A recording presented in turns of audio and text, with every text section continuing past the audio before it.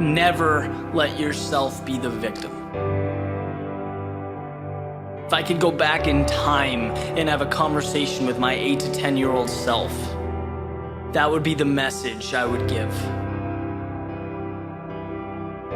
Because when you think about it, you're a kid, things don't go your way, what do? You cry, you whine, you throw a fit, you want your parents to feel sorry for you. You feel sorry for yourself.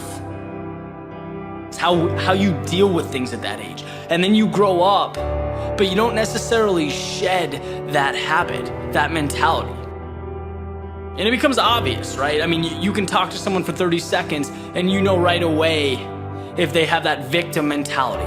The world's falling down, they're tired, they have so much to do, they're so busy, X, Y, and Z.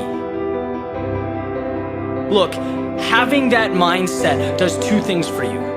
One, it makes you come across helpless and weak, and no one wants to come across that way. Two, it does not get you to where you're going. It does not change the situation.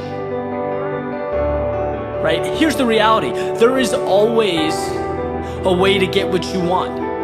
There is always a way to position yourself to move away from what you don't want. You can quite literally become what you want to become, but you cannot look at life like it's this problem, like it's against you.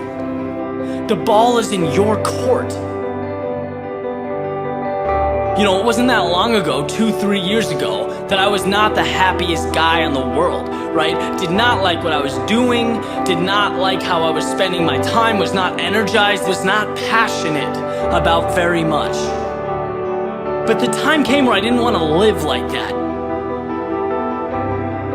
I had a conversation with myself. I stopped being the victim, I stopped complaining, and I asked myself, dude, what do you want?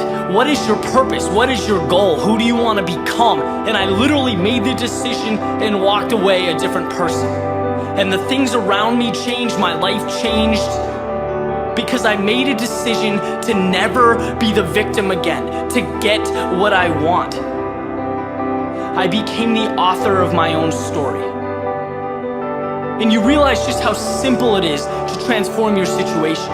Not easy, right? And it takes time. But there's always a way to get from point A to point B. And this separates the world into two kinds of people. People who look at how things are, who accept reality as truth, who complain, and people who look at what can be, who make the most of any situation. Look at life as if it's clay, to be molded, to be shaped. It seems funny to me, knowing what I do now, that I went through any of my life like a hamster on a wheel.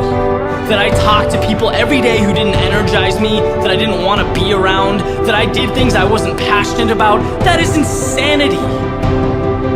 Because if you don't like something, but you do nothing to change it, what's left for you to do? Complain, whine, stay where you are, that's it.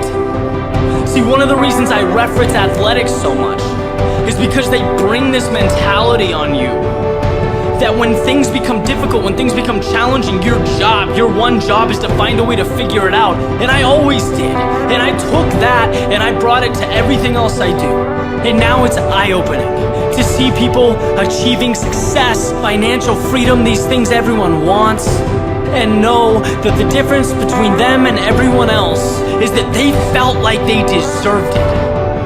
A lot of the time they weren't smarter, stronger, they weren't more gifted starting out, but they moved toward what they wanted. They didn't cry or groan about the problems, they didn't look for sympathy. Those at the top of the mountain are not victims. They would never let themselves be victims. It's about the other side, the opportunity. Getting from where you are to what you want.